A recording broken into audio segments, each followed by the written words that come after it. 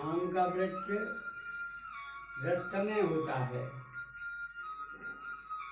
यदि इसकी डाली तोड़कर खाई जाए तो सारे दांत ही निकल जाएंगे, लेकिन धीरे धीरे फूल आता है, फिर उस पर फल लगता है, धीरे धीरे वो बड़ा होकर पक जाता है, पक करके पीला होकर के नीचे गिर जाता है। उसे उठाकर खाइए, देखो बड़ा आनंद आता है, क्योंकि उसके अंदर रस भरा हुआ है। और तब उन्होंने देखा रस को खाते खाते कभी निकाल लो, कभी अंदर कर लो, इसी प्रकार से बड़ा आनंद मिलता है। लेकिन इसे भागवत रूपी फल के अंदर तो रस ही रस भरा हुआ है। आम के अंदर तो खड़का भी है और गुठली भी है, इसके अंदर तो बस रस ही रस भरा हुआ है। इसलिए भक्ति ज्ञान वैराग्य को ला करके और भागवत सुना दीजिए। और मैं वादा करता हूँ कि स्वस्थ हो जाएंगे दोनों पुत्र। मेरे भाइयों बहनों, तब नारद जी ने कहा कि महाराज मैं भी फक्कड़, आप भी फक्कड़, भागवत कराई जाए तो कहाँ कराई जाए, कैसे पांडाल लगेगी और कहाँ कराई जाएगी, मेरी तो कोई समझ में नहीं आता, क्या करूं। तब संत कुमार जी ने कहा आप नहीं जानते नारद, सुखताल पर बहुत बड़ा बरगद का वृक्ष है, दूर दूर तक छाया जाती है सुखताल पर, गंगा के तट पर, और नीचे बालुका है, बालू वो ठंडी रहती है, वहाँ फर्श बिछाने की भी कोई जरूरत नहीं है, और उसके नीचे एक चबूतरा है, उसके ऊपर चादरा बिछा लीजिए, ना किसी पांडाल की जरूरत है, ना कूलर की जरूरत है, ठंडी ठंडी हवा चलती है, वहाँ बड़ा आनंद आता है। बस आप निमंत्रण भेज दिए सुनने के लिए, ठीक है महाराज।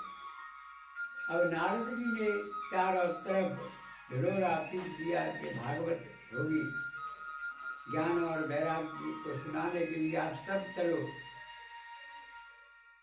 तो हिरण, हाथी, घोड़ा, सब जीव जंतु माँ भागवत सुनने के लिए आए। भागवत शुरू हो गई, तब भागवत कहते कहते 3 दिन बीत गए और वे ज्ञान और वैराग्य स्वस्थ हो गए, वृद्ध से युवक बन गए। भक्ति महारानी नाक की तृप्ति आई और कहा महाराज मैं अमृतमयी भागवत को पीने के लिए कहाँ बैठ जाऊं, आप मुझे जगह बताइए। तब संत कुमार जी ने कहा ये वैष्णव भक्त बैठे हुए हैं, इन सबके हृदय में विराजमान हो जाइए देवी। मेरे भैयाओ, भक्ति महारानी तो हर के अंदर जो शरीर है ना, ये घर है, हर घर में घुसना चाहती है, लेकिन पहले झांक कर देखती है। और जहाँ भक्ति महारानी जाती है, पीछे पीछे भगवान भी पहुंच जाते हैं। क्यों कि भक्ति महारानी भगवान की प्राण प्रियतमा है, इसलिए वो आगे चलती है और पीछे पीछे वो भी पहुंच जाते हैं। भक्ति महारानी ने जाकर झाँक कर देखा तो लोभ, मोह, अहंकार, ईर्षा, छल, कपट, बेईमानी सब भरे पड़े हैं। तब उन्होंने देखा, भक्ति महारानी ने तो भैया यहाँ तो पैर रखने के लिए भी जगह नहीं है, तो वे फिर नहीं घुसती। और यदि जिस घर में भक्ति महारानी घुस जाए तो उस भक्त को फिर भगवान के पीछे नहीं भगना पड़ता, भगवान उस भक्त के पीछे पीछे भागते फिरते हैं। क्योंकि जिस घर में भक्ति महारानी घुस जाती है तो भगवान पीछे पीछे वो भी पहुंच जाते हैं। अब एक बार घुस गए तो फिर जीवन में लौट नहीं पाते, वे कैद हो जाते, अवरुद्ध हो जाते हैं। तब संत कुमार जी ने कहा कि देखो, ये तो ज्ञान और वैराग्य हैं, लेकिन मरने के बाद भी वे वैकुंठ को प्राप्त होते हैं। तब नारद जी ने कहा कि महाराज आप बताइए, कौन मरने के बाद कौन स्वस्थ हुआ और कौन वैकुंठ के लिए गया, हमें ये बात विस्तार से बताइए। तब नारद जी से और संत कुमार जी ने कहा, तो सुनिए नारद जी,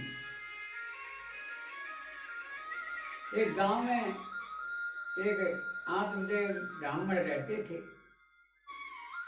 और वे बहुत सुशील और ईमानदार और बहुत भोले थे। लेकिन उनकी घर से थी वो बड़ी कठोर थी, उनका नाम धुंधली था। तब तक 2-4 घर झगड़ा नहीं कर लेती तब तक उनका खाना हजम नहीं होता, ये हालत थी धुंधली की।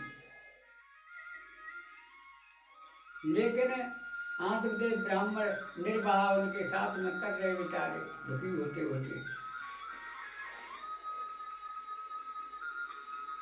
अब तो ये हालत थी धुंधली की, जिसके ब्याह विवाह हो, कोई प्रोग्राम होता वहाँ जाती, नाचती गाती, बड़ा आनंद लेती और हर समय झगड़ा करती रहती, ये हालत है।